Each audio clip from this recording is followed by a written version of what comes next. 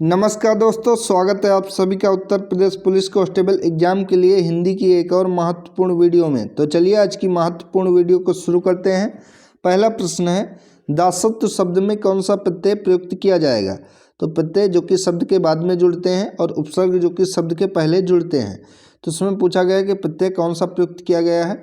तो दासत्व में आपका त्व प्रत्यय प्रयुक्त किया गया है। ऑप्शन नंबर 20 का सही जवाब हो जाएगा। अगला, समय सरगम उपन्यास किसकी रचना है। मनु भंडारी, कृष्णा सोबती, निर्मल वर्मा, मृदुला गर्ग। तो समय सरगम जो कि उपन्यास है कृष्णा सोबती का ऑप्शन नंबर 20 का सही जवाब हो जाएगा। अगला, कांटा का विश्लेषण कौन सा होगा। कटीला, कांट, कंटिकीर्ण या फिर कंटक। तो कांटा का विशेषण शब्द जो कि कटीला हो जाएगा। ऑप्शन नंबर ए इसका सही जवाब हो जाएगा। अगला, आटा गीला होना मुहावरे का सही अर्थ क्या हो जाएगा। क्रोधित होना, रोटी नहीं बना पाना, कठिनाई में पड़ना या बर्बाद होना। तो आटा गीला होना मुहावरे का सही अर्थ होगा कठिनाई में पड़ना। ऑप्शन नंबर सी इसका सही जवाब है। अगला, लाठी टूटे न शाम मेरे मरे, इस लोकोक्ति का अर्थ क्या होगा। मार खाए बिना सीधे होना, ना पूरी होने वाली आशा, मार खाए बिना सीधे नहीं होना या किसी हानि के बिना स्वार्थ सिद्ध होना। तो लाठी टूटे ना शाम मरे, इस लोकोक्ति का सही अर्थ हो जाएगा कि किसी की हानि के बिना स्वार्थ सिद्ध हो जाना। ऑप्शन नंबर डी इसका सही जवाब है। अगला, इनमें से हिंदी की आदि जननी कौन सी है। अपभ्रंश, प्राकृत, संस्कृत या पाली।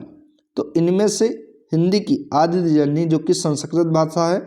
ऑप्शन नंबर सी इसका सही जवाब हो जाएगा। और संस्कृत भाषा से ही हिंदी की उत्पत्ति हुई है, ये ध्यान रखेंगे।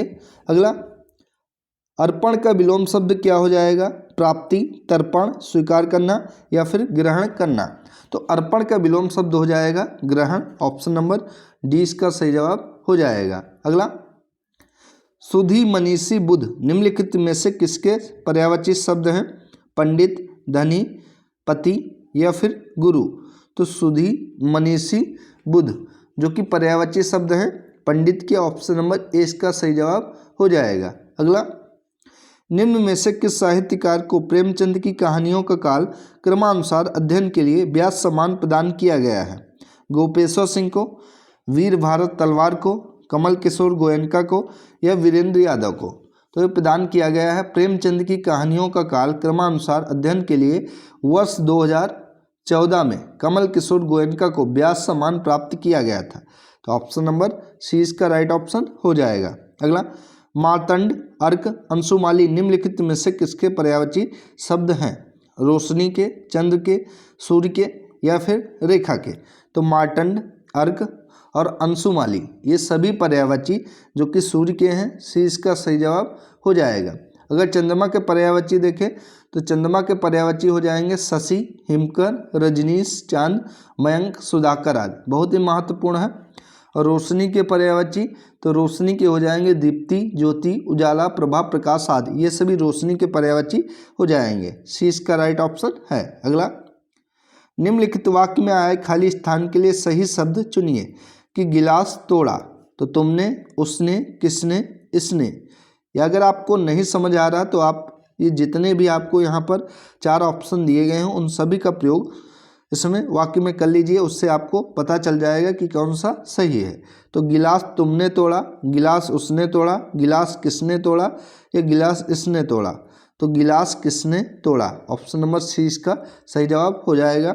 ये क्योंकि प्रश्नवाचक चिन्ह है यहाँ पर, ये भी ध्यान देना है। तो इसलिए तुमने, उसने या इसने नहीं आएगा, किसने आएगा। ठीक है।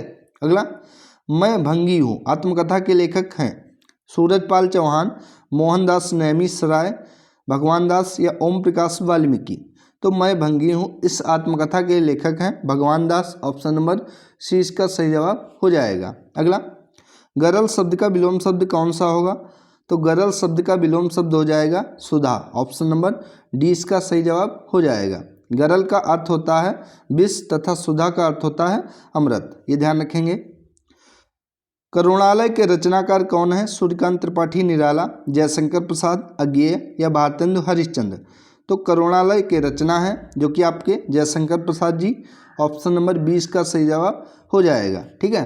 अगला, इनमें से कौन सा वाक्य अशुद्ध है?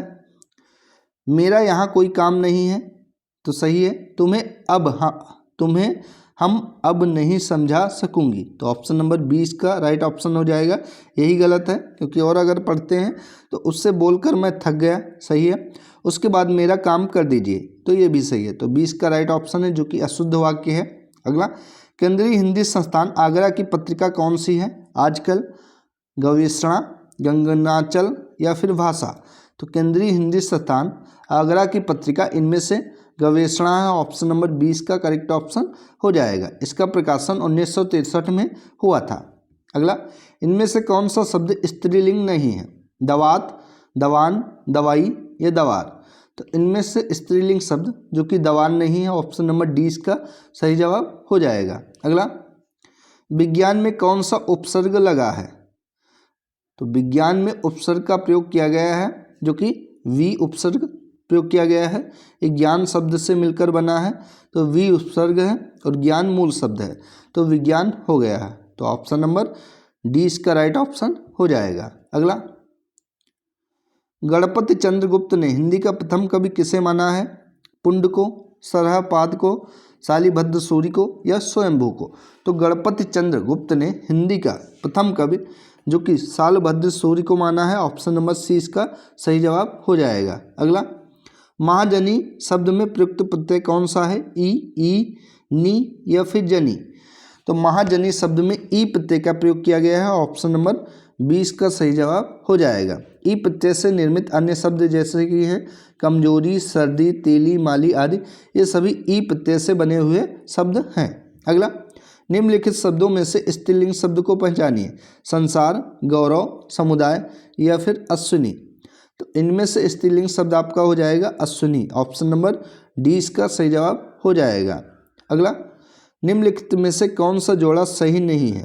बेटी बेटियां, डिबिया डिबिये, श्रोता श्रोतागण, वधू वधुए। तो इनमें से सही जोड़ा नहीं है, जो कि आपका ऑप्शन नंबर बी हो जाएगा, डिबिया डिबिये। ये इस तरीके से नहीं होगा, तो ये यहाँ पर गलत है। अगर डिबिया का बहुवचन देखेंगे तो ये डिबिया ही होता है, ये डिबिया बहुवचन होता है। तो ऑप्शन नंबर 20 का राइट ऑप्शन है। अगला, निम्नलिखित वाक्यों में से संबंध कारक वाले वाक्य को पहचानिए। राम खाना खाता है, राधा का कुत्ता बहुत तेज दौड़ता है, रावण ने राम को मारा, राम ने रावण को मारा, माफ कीजिएगा, माँ अपने बच्चे को मारती है। तो इनमें से संबंध कारक वाले वाक्य पूछा है, जो कि आपका हो जाएगा ऑप्शन नंबर बी, कि राधा का कुत्ता बहुत तेज दौड़ता है। तो किसका तो कुत्ता? तो राधा का कुत्ता, यानी कि संबंध है। तो यहाँ पर ऑप्शन नंबर 20 का सही जवाब हो जाएगा। निम्नलिखित कवियों में से गांधी जी ने किस कवि को राष्ट्रकवि का सम्मान दिया है? महात्मा देवी वर्मा को, जयशंकर प्रसाद को, मैथिली शरण गुप्त को या फिर सुमित्रा नंदन पंत को। तो गांधी जी ने राष्ट्रकवि का दर्जा या सम्मान जो कि जयशंकर प्रसाद जी को दिया है, ऑप्शन नंबर 20 का करेक्ट ऑप्शन हो जाएगा। इनकी रचनाएं प्रमुख हैं, जैसे कि कामायनी है, ध्रुवस्वामिनी है, स्कंदगुप्त है, लहर, तितली, कंकाल आदि इनकी प्रमुख रचनाएं हैं जयशंकर प्रसाद जी की। देवदास उपन्यास पर 3 बार फिल्म बन चुकी है। उपन्यासकार का क्या नाम है? प्रेमचंद्र जी, शरतचंद्र चट्टोपाध्याय, धर्मवीर भारती या रामचंद्र शुक्ल। तो देवदास, जिस पर 3 बार फिल्म बनाई जा चुकी है, इस उपन्यासकार के रचनाकार जो कि शरतचंद्र चट्टोपाध्याय हैं, ऑप्शन नंबर 20 का करेक्ट ऑप्शन हो जाएगा। कामायनी के रचयिता कौन है? बहुत ही महत्वपूर्ण रचना है। जयशंकर प्रसाद, महादेवी वर्मा, सूर्यकांत त्रिपाठी, सुमित्रा नंदन पंत। तो कामायनी की रचना जयशंकर प्रसाद ने की है, ऑप्शन नंबर ए इसका सही जवाब हो जाएगा। इम्पोर्टेंट है, आप लोग ध्यान रखेंगे। अगला, इनमें से सरस्वती पत्रिका के संपादक कौन थे? हजारी प्रसाद द्विवेदी, महावीर प्रसाद द्विवेदी, भारतेंदु हरिश्चंद्र, राजा शिव प्रसाद सिंह हिंद। तो इनमें से सरस्वती पत्रिका के संपादक जो कि महावीर प्रसाद द्विवेदी थे, ऑप्शन नंबर 20 का करेक्ट ऑप्शन हो जाएगा। भारतेंदु हरिश्चंद्र ने कवि वचन सुधा, हरिश्चंद्र मैगजीन, हरिश्चंद्र चंद्रिका एवं बाल बोधिनी पत्रिका का संपादन किया है, ये भी इनसे ध्यान रखेंगे। अगर इनमें से कौन सा व्यंजन ऊष्म व्यंजन है? तो ऊष्म व्यंजन इनमें से हा, डा, टा या ता। तो इनमें से ऊष्म व्यंजन आपका हो जाएगा हा, ऑप्शन नंबर ये इसका सही जवाब हो जाएगा। उष्म व्यंजनों का उच्चारण एक प्रकार की रगड़ या घर्षण से उत्पन्न उष्म वायु से होता है, यानी कि उच्चारण करते समय गर्म से मुख वायु मुख से गर्म वायु निकले, वहाँ पर उष्म व्यंजन होता है। तो ये इसका राइट ऑप्शन हो जाएगा। रंग बरसे भीगे चुनर वाली रंग बरसे गीत के रचनाकार इनमें से कौन से हैं? हरिवंश राय बच्चन, साहिर लुधियानवी, अज्ञेय या फिर मुक्तिवीर। तो इस गीत के रचनाकार हैं Harivansh Rai Bachchan. Option number A इसका सही जवाब हो जाएगा। इनकी अन्य रचनाएं हैं जैसे कि मधुशाला, इनकी बहुत फेमस रचना है, कई बार एग्जाम में देखने को मिलती है। मधुबाला है, मधुकलश है, निशा निमंत्रण है, खादी के फूल आदि हरिवंश राय बच्चन जी की महत्वपूर्ण रचनाएं हैं। इसता गीत गाएगी यह वाक्य किस काल का सूचक है? वर्तमान काल, सामान्य वर्तमान काल, भविष्यत काल या फिर भूतकाल। तो इसता गीत गाएगी इस वाक्य में आपका भविष्य काल हो जाएगा। Option number C correct option हो जाएगा। अगला, इनमें से कौन सा शब्द तत्सम है? नेवला, नया, नया या फिर नव्य। तो तत्सम शब्द पूछा गया है जो कि नव्य होगा। ऑप्शन नंबर डी इसका करेक्ट ऑप्शन हो जाएगा। अगर नव्य का तद्भव देखें तो इसका तद्भव होता है नया। ठीक है, तो ऑप्शन नंबर डी इसका राइट ऑप्शन हो जाएगा। अगला क्वेश्चन देखते हैं, इनमें से किस वाक्य में अकर्मक क्रिया है? तो चालक गाड़ी चलाता है, माँ स्वेटर बुनती है, रामू खाना खा रहा है, श्याम हंसता है। तो इनमें से अकर्मक क्रिया हो जाएगी ऑप्शन नंबर डी, कि कोई भी साधन ना होते हुए सिर्फ राम ही काम कर रहा है, तो वहाँ पे अकर्मक क्रिया हो जाएगी। इसमें चालक गाड़ी को चलाता है, माँ स्वेटर को बुनती हैं, रामू खाने को खा रहा है, लेकिन श्याम हंसता है, यानी कि किसी भी साधन की कोई ज़रूरत नहीं पड़ी, इसलिए यहाँ पर अकर्मक क्रिया हो जाएगी और सब में सकर्मक क्रिया होगी। ठीक है, तो ऑप्शन नंबर डी इसका राइट ऑप्शन हो जाएगा। अगला, नीचे गद्यांश दिया गया है, इसको पढ़कर नीचे प्रश्नों के उत्तर देने हैं। तो सबसे पहले ध्यानपूर्वक गद्यांश को पढ़ना है कि घोड़ों की टापों की आवाज़ सुनकर ममता भयभीत हो गई। पथिक ने कहा कि वह स्त्री कहाँ गई है, उसे खोज निकालो। ममता छिपने के लिए अधिक सचेत हुई, वह मृगदाओं में चली गई, दिन भर उसमें से न निकली। संध्या में जब उन लोगों के जाने का उपक्रम हुआ तो ममता ने सुना पथिक घोड़े पर सवार होते हुए कह रहे थे कि मिर्जा, उस स्त्री को मैं कुछ ना दे सका, उसका घर बनवा देना, क्योंकि मैंने विपत्ति में यहाँ विश्राम पाया है, यह स्थान भूलना मत। चौसा के मुगल पठान युद्ध को बहुत दिन बीत गए। ममता अब 70 वर्ष की वृद्धा है। वह अपनी झोपड़ी में एक दिन पड़ी थी, उसका जीर्ण कंकाल खांसी से गूंज रहा था। ममता ने जल पीना चाहा, एक स्त्री ने सीप से जल पिलाया। सहसा एक अश्वारोही झोपड़ी के द्वार पर दिखाई पड़ा। मिर्जा ने जो चित्र बनाकर दिया था इसी जगह का होना चाहिए, बुढ़िया मर गई होगी। अब किससे पूछूं कि एक दिन शहंशाह हुमायूं ने किस छप्पर के नीचे विश्राम किया था। तो ये गद्यांश है, इसके अनुसार आपको नीचे प्रश्नों के उत्तर देने हैं। प्रश्न है, निम्नलिखित में से बुढ़िया को क्या नहीं था? बुढ़ापा, खांसी, कमजोरी या सामर्थ्य। तो इनमें से बुढ़िया को सामर्थ्य नहीं था, बाकी तीनों चीज़ें थी। ऑप्शन नंबर डी इसका सही जवाब है। अश्वारोही वहाँ क्यों आया था? तो बुढ़िया को ढूंढने के लिए, मिर्जा की तलाश में, बुढ़िया के छप्पर को ढूंढने या वहाँ विश्राम करने के लिए। तो अश्वारोही वहाँ पर बुढ़िया के छप्पर को ढूंढने आया था। ऑप्शन नंबर सी इसका सही जवाब है। गद्यांश में पथिक किसे कहा गया है?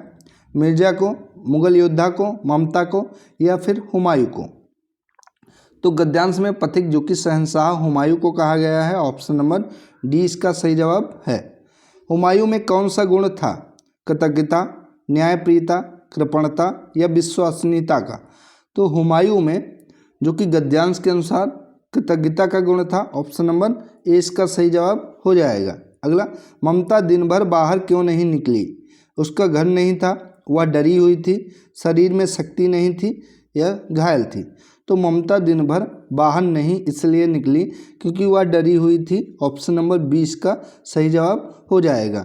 तो दोस्तों, ये थी आज की हिंदी की महत्वपूर्ण वीडियो अगर आप सभी को अच्छी लगी तो वीडियो को लाइक करें, शेयर करें और चैनल को सब्सक्राइब करें। धन्यवाद दोस्तों।